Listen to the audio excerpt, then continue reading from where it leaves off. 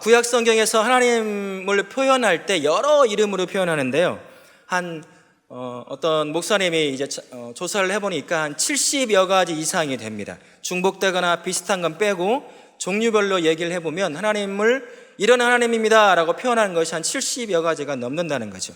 하나님의 이름은 하나님이 가지고 있는 독특한 특성이나 아니면 자신의 백성들을 향해서 하나님이 이러한 모습을 보여주고 싶으셨을 때 그 이름이 성호라는 이름이 붙게 되는 것이죠.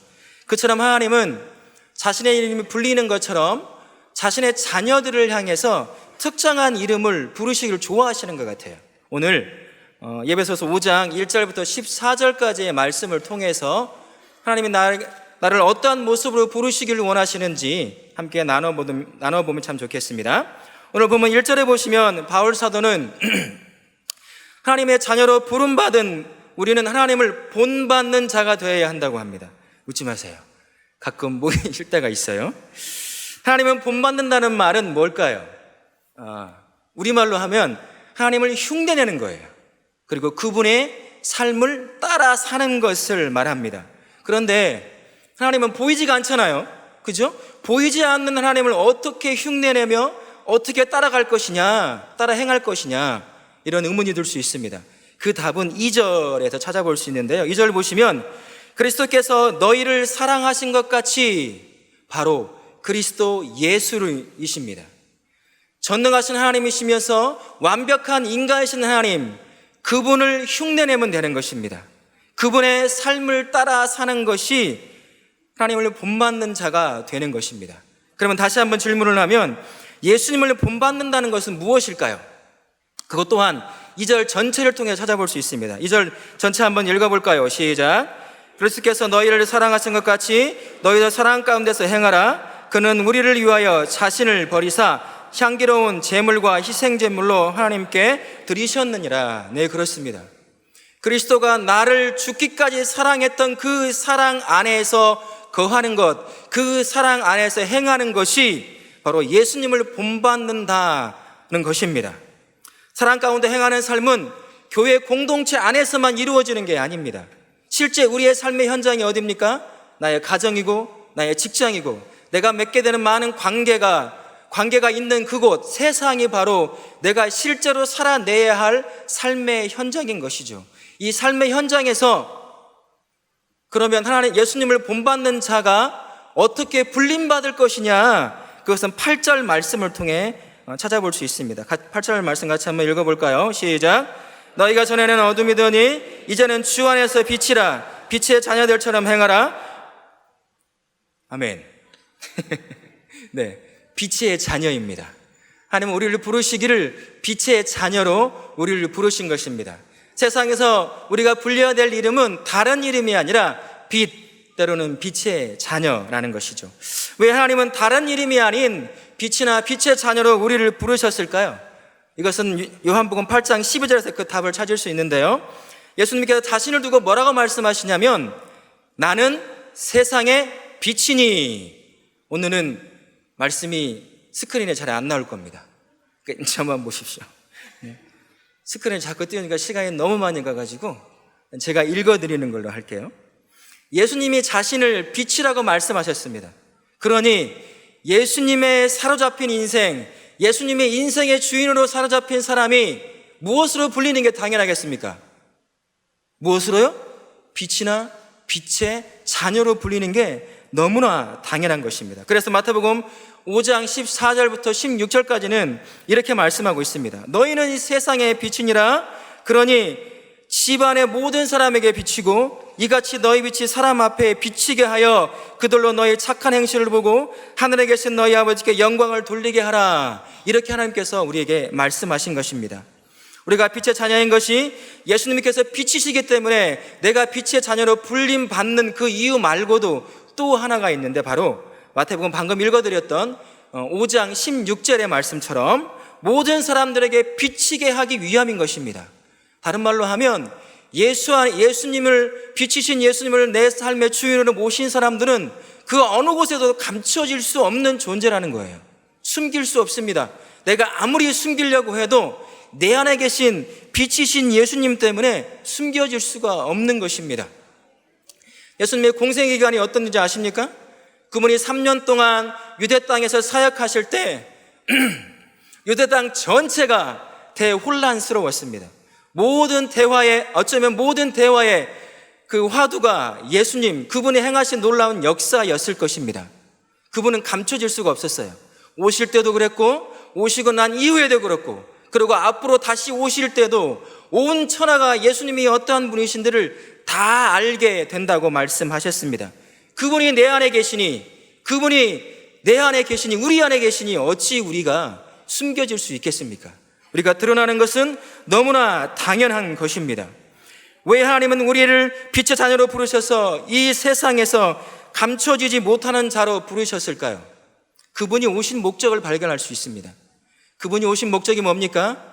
자신의 삶과 자신의 가르침과 이적들을 통해서 무엇을 선포하기를 원하셨습니까? 구원을 선포하기를 원하셨습니다. 너희들이 그렇게 고대해야 된 구원, 그 구원이 지금 이 자리에 임했다는 것을 예수님을 선포하기를 원하셨던 거죠. 그 예수님이 내 안에 계시니 빛으로 부름받은 나는, 빛으로 부름받은 목적이 뭐겠습니까? 바로 복음을 전파하는 것이, 복음을 전하는 것이 빛으로 부름받은 자의 삶의 목적인 것입니다. 아멘. 물론 여기엔 결코 넘어설 수 없는 중요한 아주 큰 강 하나가 흐르고 있습니다. 예수님은 완벽한 인간이셨고 우리는 여전히 구원받았지만 죄의 영향권 아래에 있는 사람이기 때문에 내가 아무리 빛의 자녀라는 정체성을 확고히 갖고 있고 그 빛의 자녀의 목적이 무엇인지, 복음 전파하는 것인지를 분명히 알고 있다고 할지라도 예수님처럼 때로는 의도적으로, 때로는 자연스러운 삶을 통해서 복음을 효과적으로 증거하는 일은 결코 쉬운 일은 아닙니다. 왜 그럴까요? 내 안에 계신 예수님, 복음을 나를 통해 증거하길 원하시는 예수님과 그것을 증거해야 할 실제적인 나의 삶 가운데서는 정말 뛰어넘기 힘든 한 담이 있습니다. 그건 무엇이냐? 죄성이라고 말할 수 있을 것입니다. 이 죄성을 이기지 못하는 한 나를 통해 복음을 증거하기를 원하시는 그 복음이 증거되기가 참 힘들다는 것입니다. 이 때문에 빛의 자녀로서 삶의 현장에서 복음을 증거하기 위해서는 가장 먼저 해야 될 게 첫 번째가 뭐냐면 죄가 무엇인지, 이 땅을 지배하고 있는 죄성이 무엇인지, 오늘 예배소서 5장에서 바울이 우리에게 가르쳐주고 있는 그 죄성이 무엇이고 그 결과가 무엇인지를 분명히 확고하게 알고 마음에 새기고 있어야 합니다. 그것은 3절부터 6절까지의 말씀을 통해 발견할 수 있는데요. 먼저 3절 말씀 한번 보실까요? 3절 말씀을 보시면 앞부분만 제가 읽어드리면 음행과 온갖 더러운 것과 탐욕은 너희 중에서 그 이름조차도 부르지 말라라고 말씀하십니다. 이 세 단어의 내면에 깊숙이 깔려있는 것이 무엇이냐면 성적 타락을 두고 얘기하는 것입니다. 죄성은 반드시 겉으로 드러나게 되어 있는데 그게 바로 오늘 3절에서 말하고 있는 음행과 온갖 더러운 것과 탐욕이라는 것입니다. 음행과 더러운 것은 직접적으로 성적 타락을 언급한다고 한다면 세 번째 단어인 탐욕이라고 하는 것은 성적 쾌락이나 육신적인 쾌락을 내가 얻기 위해서 그 누군가를 희생시키면서까지 얻는 것, 좀 더 적극적으로 앞으로 나아가 죄악을 저지르는 것을 말하는 것입니다. 내면에 깊숙이 뿌리내리고 있는 이 죄성은 결코 사라지지 않습니다. 반드시 어느 순간 스스로 그 모습을 드러내게 되어 있는데 그 첫 번째 모습이 성적 타락이라는 것이죠. 이 당시 예배소 지역에는 아데믹 신전이라고 하는 큰 신전이 하나 지어져 있었습니다. 예배소 어느 지역에서 봐도 그 신전이 보일 정도로 거대하고 누구나 보면 알 수 있는 그곳에서 아데미를 숭배할 때 온갖 잡다한 성적 행위를 그 숭배의 하나의 한 부분으로 하고 있던 것입니다. 그런 곳에 예배소 사람들이 노출되어 있었어요. 거기나 더해서 그 안에서 믿음 생활을 하고 있는 예배소 교인들과 주변에 사는 지역에 사는 많은 그리스도인들이 그 성적 타락이 일반화되어 있는 그곳에 그대로 노출되어 있었다는 것이죠. 그런데 지금 2000년 전에 일어났던 그 타락의 온상이 그때만의 문제냐 생각해 보면 전혀 그렇지 않은 것을 요즘 많은 것을 느끼게 됩니다. 우리 한국 사회 어떻습니까? 한국 사회 정치, 경제, 법, 문화, 심지어 종교계까지 사회의 중요한 단위들을 이루는 이 단위 안에서 벌어지는 그러한 부패를 이루고 있는 것 두 가지가 있어요. 부패를 가능하게 만들고 끊임없이 반복되게 만드는 게 있습니다. 무엇일까요? 생각해 보신 적 있으십니까? 첫 번째는 돈입니다. 돈이 절대로 빠지지 않아요. 두 번째는 뭘까요? 성적 타락이에요. 최근에 한국 사회를 발칵 뒤집어 놓았던 사건 아시죠? 불타는 태양 사건 아세요? 버닝썬 사건 아시냐고요? 네, 버닝썬을 먼저 얘기했어야 되는데요. 그거 사건을 파면 팔수록 딱 두 가지가 나와요. 돈 그리고 성적 타락입니다. 우리 사회 결코 깨끗한 사회 아닙니다. 2000년 전에 있었던 예배소 지역과 전혀 다를 게 없는 그러한 보편적인 타락이 온상이라고 할 수도 있을 것입니다. 그런 곳에 우리가 지금 살고 있는 것이죠. 우리가 이 사실을 분명히 알아야 합니다. 이걸 놓쳐서는 안 돼요. 그리고 4절을 한번 보실까요? 4절에서는 누추함과 어리석은 말이나 희롱의 말이 마땅치 아니하니 이렇게 말씀하고 있습니다.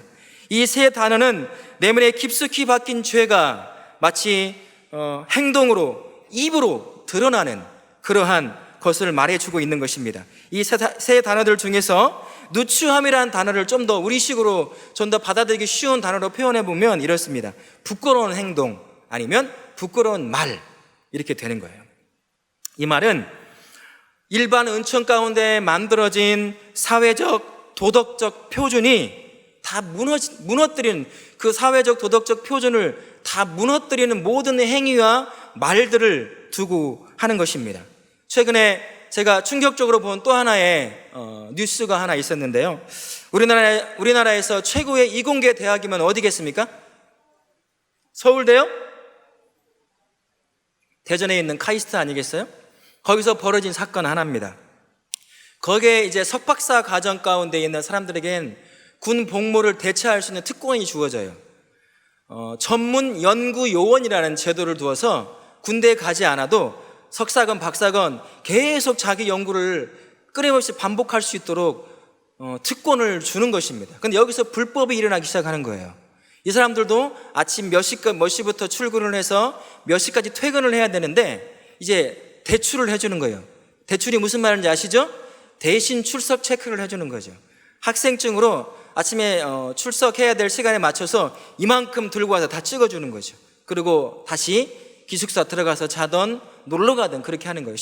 그리고 나중에 퇴근 시간에 맞춰 다시 또 찍어주고 아니면 자기 것만 찍고 다시 기숙사에 가서 자든지. 이 사건을 보고 한 양심적인 전문 연구 요원이 이 사실을 학교에 제보를 했습니다. 이제 공익 제보가 되는 거죠. 근데 학교가 조사가 잘 안 된다 그러니 모르겠다라고 했어요. 그랬더니 이제는 병무청에 신고를 했어요. 제보를 했습니다. 그랬더니 관행적으로 해오던 일이라 그냥 학생이 그냥 덮어주면 어떨까 이런 식으로 유도를 하는 거죠. 결국 지도교수에 불려갔습니다. 그리고 지도교수의 협박 아닌 협박을 통해서 이거 그만두지 않으면 안 되지 않겠냐. 결국 이 학생은 그만두지 않고 불법을 보니까 도저히 못 참겠는 거예요. 그래서 계속 이건 불법이니까 고쳐야 됩니다 얘기하니까 이 학생은 더 이상 자기 연구실에 들어가지도 못하고 들어갈 수도 없었습니다. 이 사람들은 불법을 또 정하는 하는 것입니다.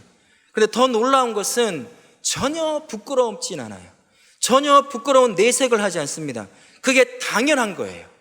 이게 바로 뭐냐면 오늘 말씀에 누추함이라고 표현된 그 행인 것이죠. 그리고 두 번째, 세 번째 단어에 나오면 이것들은 다 어떻게 표현하냐면 스스로 가치를 떨어뜨리는 공허한 말, 그리고 성적 타락을 부추기는 말이라고 할 수 있습니다. 마지막 단어에 그 희롱의 말이 있죠. 이 희롱의 말을 훨씬 다가오기 쉬운 말로 번역을 해보면 음탕한 농담을 두고 하는 얘기입니다. 우리 가끔 우리 어르신 나이 드신 집사님, 권사님, 장로님 농담 가끔 지금은 안 하시지만 그전에는 하셨죠. 그죠? 이게 이 음탕한 농담이 굉장히 사람을 자극하고 재밌게 만들거든요. 그럼 무시할 수 없습니다. 근데 그게 응탐한 농담으로 끝나지 않는다는 거예요. 공동체 안에, 믿음의 공동체 안에서는 그것조차도 해서는 안 된다라고 말하고 있는 것입니다. 이 6가지 조약들은 오직 하나님만으로 채워질 수 있는 인간의 내면을 결코 만족을 주지 못하는 이 땅의 것들과 안개처럼 사라져버릴 허망한 것들로 자신을 채우고자 하는 인간의 애써하는 노력의 결과라고 요약해 볼 수 있을 것입니다. 그래서 바울은 3절과 4절 하반절에서 이렇게 표현합니다. 그 단어조차도 너희의 믿음의 공동체 안에서는 결코 언급돼서는 안 된다. 언급되지도 않게 하라라고 말씀하고, 또 4절에 보면 그리스도인들에게는 마땅치 않다, 어울리지 않는 것들이다 라고 말씀하고 있는 것입니다. 왜 이런 조약들이 빛의 자녀들의 공동체에 어울리지 않기에 공동체 안에서 언급조차도 되면 안 되는 것이겠습니까? 5절 말씀에 보면 이렇게 되어 있습니다. 5절 한번 같이 읽어볼까요? 시작. 너희도 정녕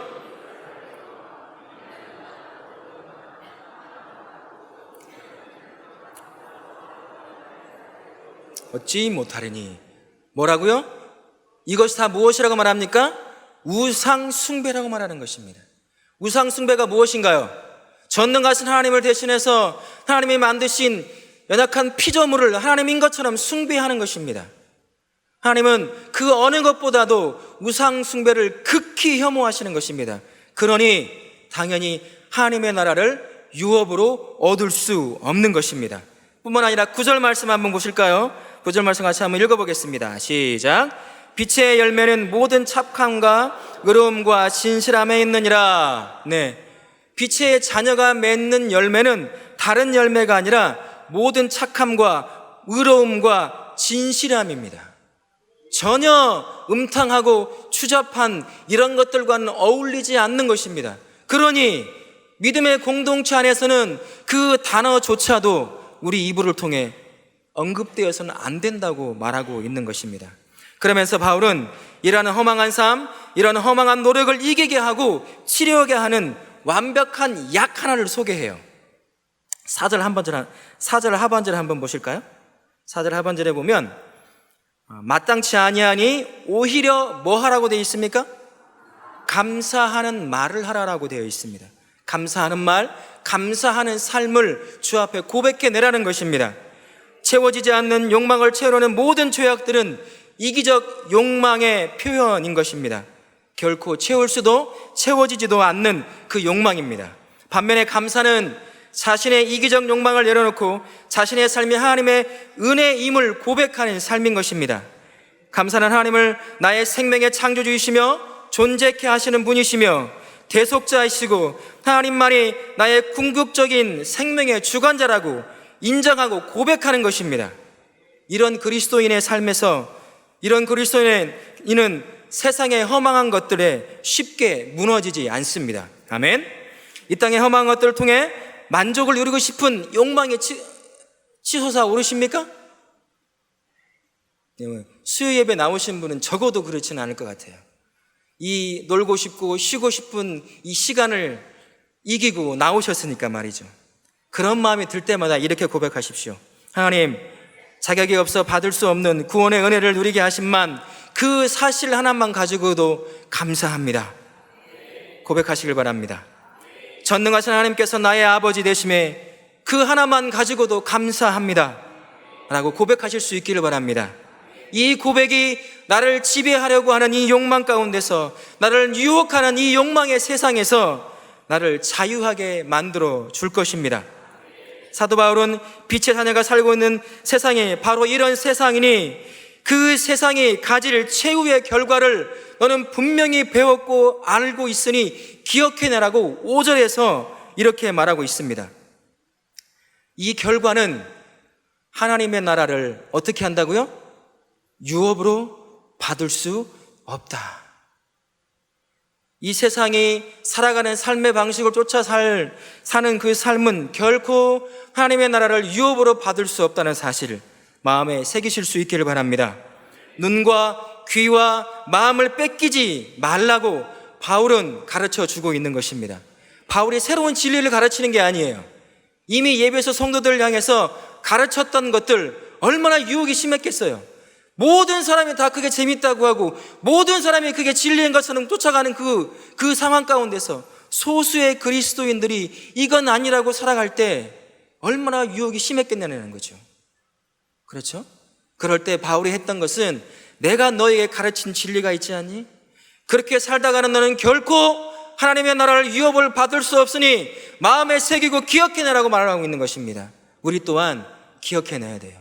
우리 사회 옛날처럼 깨끗하지 않습니다. 얼마나 많이 부패하고 썩었는지 모릅니다. 분명히 알고 있어야 합니다.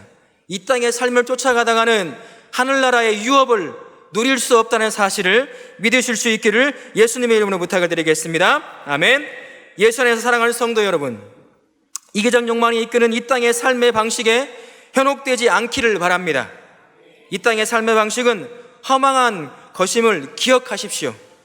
이기적 욕망에 의해 존재하는 이 땅의 삶의 방식은 결코 하나님의 나라를 유업으로 받을 수 없다는 사실을 명심하실 수 있기를 바랍니다. 이런 죄의 열매가 당연한 것으로 여겨지는 세상에 저와 우리 성도님들이 빛의 자녀로 살도록 부름받았습니다. 그러니 그들이 빛의 자녀로 사는 우리를 두고, 세상에 우리를 두고 과연 뭐라고 부를까 생각해 봤습니다. 먼 옛날에 처음 우리를 향해, 우리와 같은 삶을 살았던 믿음의 선진들을 향해 뭐라고 부르신 줄 아십니까? 뭐라고 불렀을까요? 그리스도인이라고 불렀어요. 우리말로 하면 이 예수쟁이야, 이 소리로 불림받았어요. 지금 현대적 용어로 또 바꿔본다면 뭘까요? 주보에 나와 있죠. 영적 엑스맨이에요. 세상의 사람들은 다 이게 옳은 것이니 이렇게 가야 하는데 옆에서 속삭이며 말하듯 이건 아니야, 이건 죽음이야, 이렇게 가다가 하나님의 나라를 유업을 얻을 수 없어, 결코 이렇게 살아서는 안 돼 라고 말하니 사람들이 우리를 뭐라고 부를까 생각해 봤어요. 아, 저거 엉뚱한 사람 아니야, 저거? 다 좋게 살아가는데 왜 너만 아니다고 말하는 거야? 이 생각을 해보니까 엑스맨이 떠오르더라고요. 울버린의 엑스맨이 아니에요. 아셨죠? 엉뚱하게 살아가는 사람들을 두고 하는 말입니다. 세상의 엑스맨으로, 영적 엑스맨을 살도록 부름받은 빛의 자녀인 성도는 알아야 할 게 있어요. 영적 엑스맨이 감당해야 될 임무가 있다는 것입니다. 그 임무를 알아야 제대로 그 임무를 감당할 수 있는데, 그 첫 번째 임무는 뭐냐면 나 자신을 지켜내는 것입니다. 6절 말씀을 보시면 이렇게 되어 있습니다. 누구든지 헛된 말로 너희를 속이지 못하게 하라 라고 말씀하고 있습니다. 여기서 말하는 헛된 말들은 3절부터 4절까지 얘기하고 있는 6가지 겉으로 표출된 모든 죄악들을 두고 하는 말이라 할 수 있을 것입니다. 이 이기적 욕망들의 열매를 그럴싸하게 포장하여 들이대며 너무 멋진 삶이지 않아?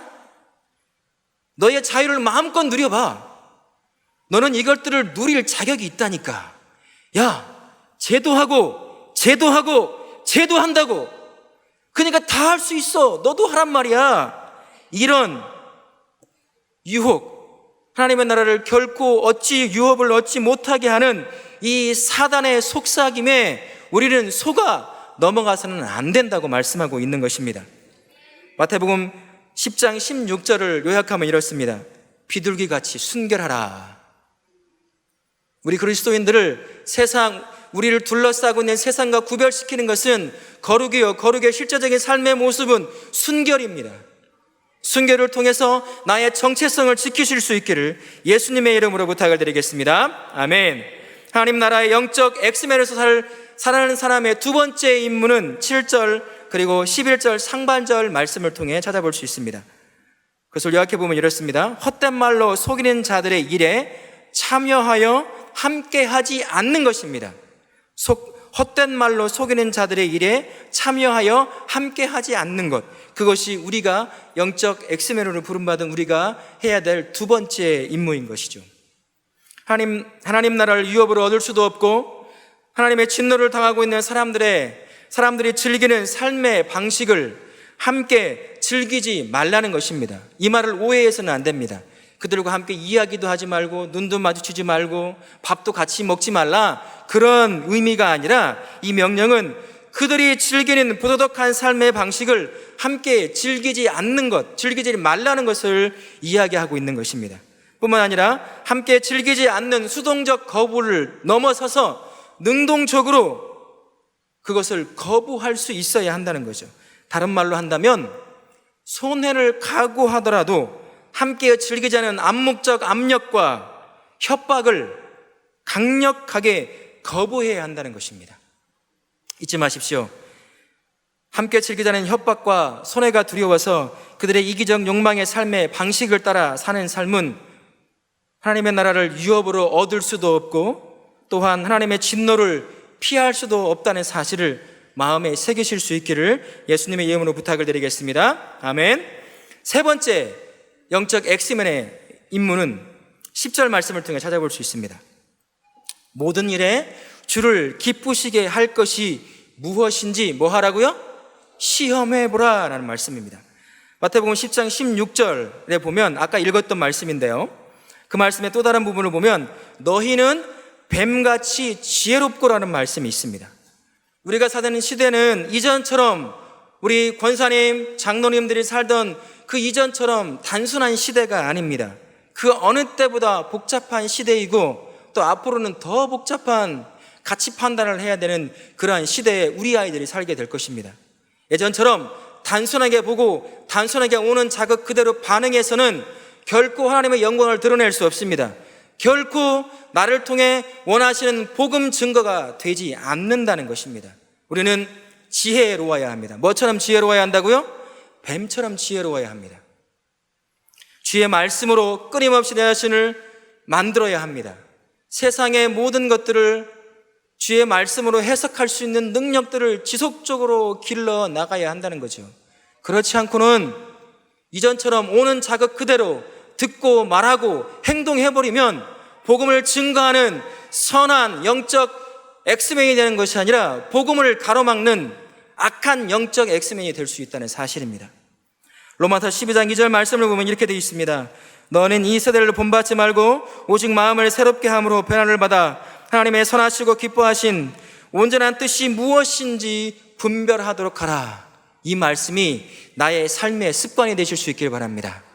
쉽게 생각하지 마시고 주의 말씀으로 다시 한번 생각하고 보고 해석할 수 있는 그런 복된 인생 사실 수 있기를 예수님의 이름으로 부탁을 드리겠습니다. 아멘. 엑스맨의 네 번째 임무는 11절 말씀을 통해 찾을 수 있습니다. 죄의 열매를 당연히 여기는 사람들을 책망하는 것입니다. 책망하다라는 의미는 여러 가지가 있는데요, 꾸짖다, 비난하다, 또는 들추어내다라는 의미가 있습니다. 이 말씀을 통해 다시 한번 해석해 보면 영적 엑스맨인 나의 삶을 통해 악과 선을 구별해내고 더러운 것과 깨끗한 것을 구별하고 살리는 것과 죽이는 것을 들추어내라, 이 말씀을 하고 있는 것입니다. 예수님의 공생을 한번 보셨습니까? 그분이 공생을 오셨을 때 복음을 전파하는 것뿐만 아니라 그분의 의도적 삶의 모습과 자연적인 삶의 모습을 통해서 주님은 끊임없이 유대 땅에 편만하게 퍼져 있던 죄악을 드러내셨습니다. 악을 드러내고 더러운 것들을 드러내고 진리가 아닌 것들을 드러냈습니다. 그러다 보니 유대의 지도자들에게 끊임없이 미움을 받고 그리고 결국 십자가의 생을 마감한 것입니다. 우리가 그분을 모신 사람 아니겠습니까? 그러니 우리가 있는 곳이 더러운 것과 선을, 깨끗한 것과 더러운 것을, 선과 악을 구별해내는 현장이 되어야 하는 것입니다. 그 이유가, 그게 가능한 이유는 9절 말씀을 통해 볼 수 있습니다. 9절 보시면 빛의 열매는 모든 착함과 의로움과 진실함에 있느니라. 빛의 자녀인 우리가 모든 착함과 의로움과 진실함의 열매를 내 삶의 현장에선 열매를 맺어낸다고 한다면 분명히 악과 선이, 더러운 것과 깨끗한 것이 구별이 될 거예요. 그런데 내가 있어도 여전히 더러운 것이 그대로 머물러 있다 하면 내 삶은 여전히 빛의 삶을 통해 빛의 열매를 맺지 못하고 있는 것이죠.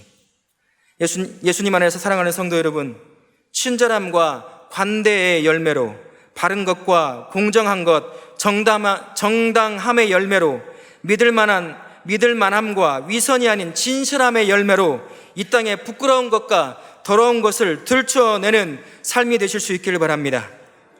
의의 삶이요 생명의 삶이 무엇인지 가르쳐주고 인도하시는 복된 인생 되실 수 있기를 예수님의 이름으로 부탁을 드리겠습니다. 아멘. 영적 엑스맨으로서의 의무를 다하는 삶을 들었는데 듣다 보면 정말 내가 이렇게 살 수 있을까? 가능한 건가? 정말 내가 이렇게 주의 말씀에 순종하며 살 수 있을 것인가? 라는 의문이 들 수 있습니다. 그리고 두렵기도 할 것입니다. 당연하죠. 어쩌면 하나님의 영적 엑스맨으로 살아가는 것은 지금까지 내가 누려왔던 삶의 복들을 빼앗기는 것일 수도 있습니다. 내려놓아야 하는 것일 수도 있습니다. 내가 왕따를 당할 수도 있습니다. 도태될 수도 있습니다. 진급을 못할 수도 있습니다. 하던 사업을 접어야 할 수도 있습니다. 어떤 것을 그만둬야 하는 거죠. 두려운 건 너무나 당연한 것입니다. 이를 향해 하나님은 바울의 입을 통해 14절에서 이렇게 말씀합니다. 14절 같이 한번 읽어볼까요? 14절 시작. 그러므로 이르시기를 잠자는 자에 깨어 죽은 자들 가운데서 일어나라. 그리스도께서 너희에게 비추이시리라 하셨느니라. 그리스도께서 나와 함께 하시겠다는 것입니다. 능력이신 그분이 나와 함께 하시겠다는 것이고 지혜이신 그분이 나와 함께 하니 살 수 있다는 것이죠. 그 임무를 다해 살 수 있다고 말씀하시는 것입니다. 이를 두고 이사야 44장 8절에서는 이렇게 말씀합니다. 너희는 두려워하지 말며 겁내지 말라. 내가 예로부터 너희에게 듣게 하지 아니하였느냐? 알리지 아니하였느냐? 너희는 나의 증인이라. 나 외에 신이 있겠느냐? 그 하나님이 나의 능력이 되십니다. 그 하나님은 나의 지혜가 되십니다. 그러니 영적 엑스맨으로 사는 삶을 두려워하지 마십시오. 뿐만 아니라 예수님은 요한복음 14장 2절에서 12절에서 이렇게 말씀하십니다. 내가 진실로 너희에게 이르노니 나를 믿는 자는 내가 하는 일을 그도 할 것이요 또한 뭐라고요? 그보다 큰 일도 하리니 라고 말씀하십니다. 자신이 하셨던 일보다 더 큰 일도 하시게 하는 분이 내 안에 계십니다. 그러니 우리는 두려워할 게 없습니다. 우리는 무능한 자가 아닙니다. 믿습니까? 우리는 부르심의 삶을 감당해낼 수 있는 그런 사람인 것입니다. 말씀을 맺도록 하겠습니다. 예수님 안에서 사랑하는 성도 여러분, 우리로서는 영적 엑스맨의 삶을 살 수 없습니다.